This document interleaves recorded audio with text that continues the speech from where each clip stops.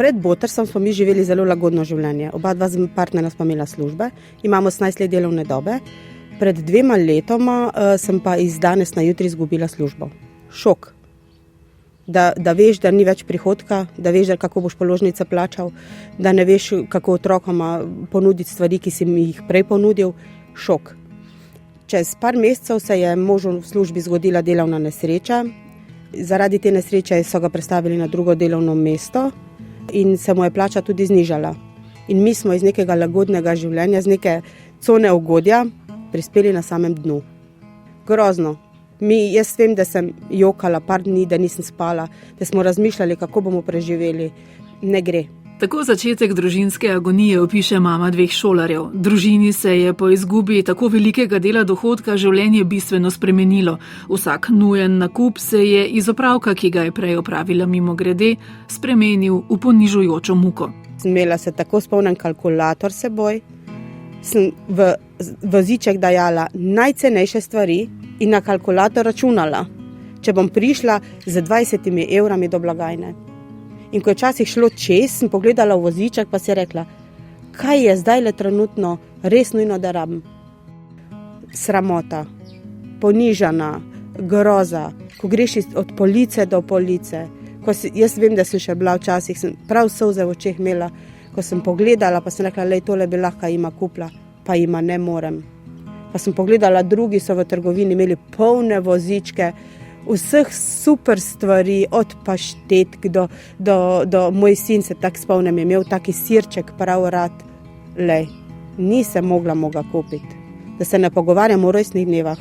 Vedno smo imeli torte, jaz pečem, sem spekla torte. Zdaj sem spekla vsak en muffin. Ni šlo. Ne gre, ker nimaš. Sogovornica priznava, da sta z možem vsem skušala prikriti, kako zelo težko živijo, tudi ali predvsem otrokoma. Jaz v življenju nisem nikoli lagala. Jaz se tega držim in tudi moje otroke tako učim.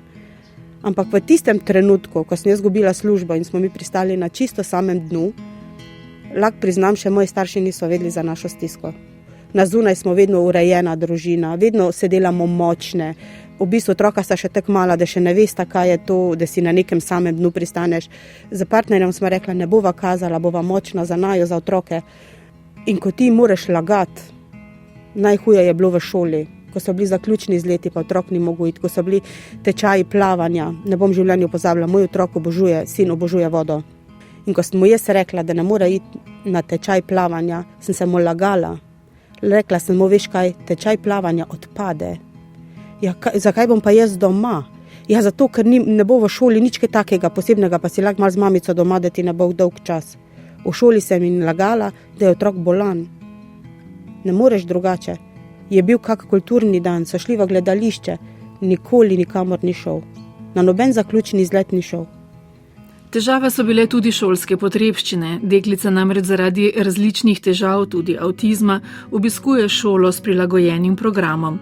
In čeprav otroci prve triade običajnih osnovnih šol dobijo brezplačne učbenike, so ti za enako stare otroke iz teh šol plačljivi. Bistveno dražji so tudi vsi prilagojeni zvezki, barvice in druge potrebščine. In ko smo mi šli na prvo to terapijo z konji, se je ona s konjami grozno povezala. Kot da živi za njih. Mislim, to ne moš verjeti. In to je drago, to stane. Hvala Bogu so nam tam pomagali, so vedeli našo situacijo, smo se pogovorili, so nam dali zelo, zelo, zelo cenej. Ko sem izgubila službo od danes na jutri, ko moraš vse stvari in vse te veze potrgati, je bil to najhujši šok. Jaz otroku reči, lej, prodali so tistega konja, na katerem ti vadiš, groza. Mi ni verjela, smo mogli iti gledati. In sem se mogla tam zmeniti, da tistega konja tisti dan ni bilo v konjušnici, da sem mi prišla tja, da ga v tistem boksu ni bilo. In otroku lagati, da ga ni. Mislim, to si noben ne more predstavljati, če to na svoji lastni koži ne občuti. Jaz nisem vedela, kak je to, ampak vsako laž, ki sem jo jaz izrekla, se mi zdi, da se mi je del koščka srca res utrgal. Tok smo mi lagali. V času, ko so bili prisiljeni odpovedati terapijo s konji, se je hčerino stanje zelo poslabšalo. 4 mesece ni hodila. Ona je bila popolnoma drugačen otrok. V slabšem smislu. v slabšem smislu, ni jedla, ni spala. Mislim, mi smo bili kot živčne razvaline doma.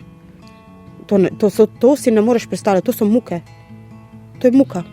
Zato pa so imeli izjemno srečo pri hokejskem klubu, kjer je bil sin kljub nizki starosti prepoznan kot zelo nadarjen. Zato je sredstva za izjemno drago opremo zagotovil lastnik podjetja s hokejsko opremo, ki z veliko mero razumevanja in spodbude mlademu športniku krije tudi klubsko članarino. On živi za hokej. Njemu je hokej bolj pomembna kot šola, bolj pomembna kot hrana včasih. Njemu hokej pomeni vse. Zakaj? On ima ADHD in je na vseh področjih zelo potisnjen na stran. Njega ne razumejo. On je tisti, ki imajo otroka z ADHD-jem oziroma vejo, kaj to je, me bojo razumeli. To je res specifična stran v otroku, v človeku, ki ne moreš neka čustva sam kontrolirati.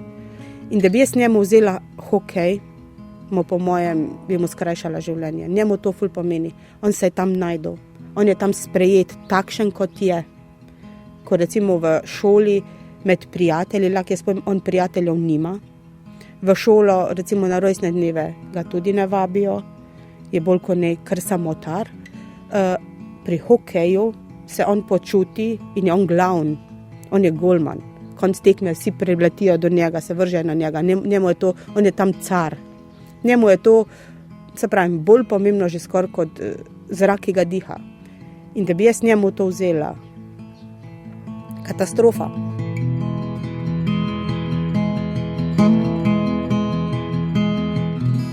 Prav otroka sta bila razlog, da je na koncu zbrala pogum in odšla po pomoč. Ko so meni omenili botrstvo, za botrstvo nisem vedela, priznam. Čeprav botrstvo obstaja že toliko let v Sloveniji, jaz tem nisem bila seznanjena. Vedela sem za pomoč Rdeči križ pa Karitas. To mi je povedala prijateljica in sem se odločila po ne vem kolkem času, da grem na pomoč na Rdeči križ. Ko sem se pripeljala do stavbe Rdečega križa, sem sedela že nekaj časa v avtu. Sem razmišljala, še hujši so, ki jo rabijo, še bolj so ubogi, so starejši, so upokojenci, so invalidi. A rabim jaz? Sem mlada, imam 2 zdrave roke, rabim? Ne rabim. Ko sem se te prepričala, da grem v stavbo do vrat, sem pred vrati, preden sem potrkala, čakala. A rabim?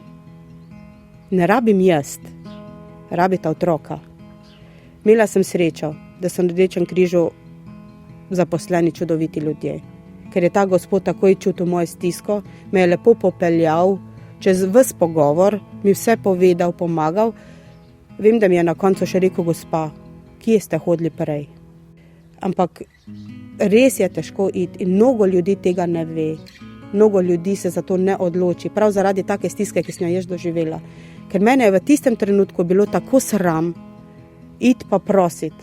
Mlada sem, pa iti pa prositi tja nekoga, če ti lahko pomaga z tistim prehrambenim paketom, z nekaj kilogramami moke, olja, z temi res osnovnimi živili, ki jih ti recimo doma rabiš.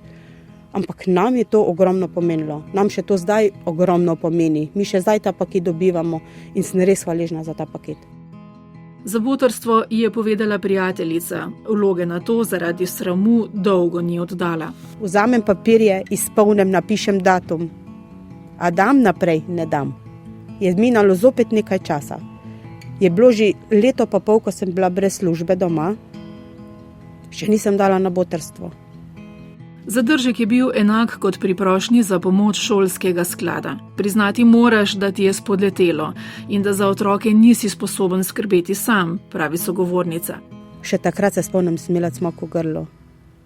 Ko sem mogla tam razlagati v šoli, se tako spomnim socialni delavki, čeprav je čudovita oseba bila, razlagati situacijo doma in da je nekdo piše na papir.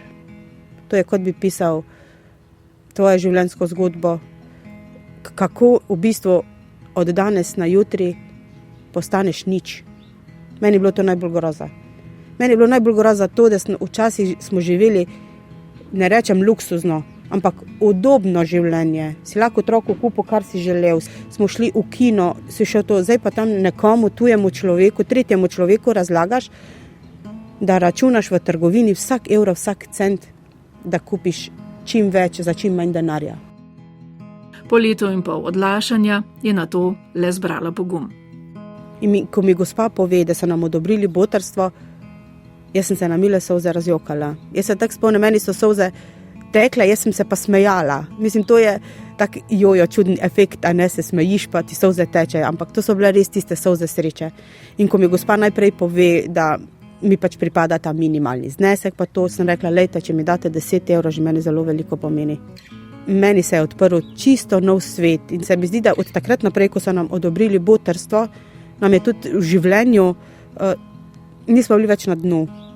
Začeli smo se počasi pobirati. S to izkušnjo sogovornica opogumlja vse ljudi v stiski, naj odidejo po pomoč prej, kot je to zmogla sama. Humanitarnih organizacij je več, vsaka lahko pomaga na drugačen način. In če tudi so zaposleni, a so v stiski, naj se za pomoč otrokom vsekakor obrnejo tudi na program botrstva. Pa lahko samo to rečem, da naj bojo pogumni, naj se ne bojijo, tudi če jih bo sram. Mene je bilo sram. Naj jim ne bo nerodno, naj gredo, naj izpolnejo, naj pokličejo. Tudi če samo pokličejo, pa se pogovorijo, naj grejo. Vse se da, naj vprašajo, tudi samo za pogovor. Jaz sem tu včasih lahko poklicala na botrstvo, pa sem neke določene stvari vprašala. Prijazni, poslušajo, pomagajo. Naj jim ne bo sram. Mene je bilo, ampak naj jih ne bo. In hvaležna je vsem, ki so jo pripeljali do pomoči, seveda tudi botrom svojih otrok. Tako da jaz se res zahvaljujem. Jaz sem sama rekla, okolikor se meni življenje spremeni, dobim jaz službo, da gre naše življenje na to cono ugodja, bom sigurno botra. Ker tole zdaj, kar jaz dobim, ne bom v življenju pozabila.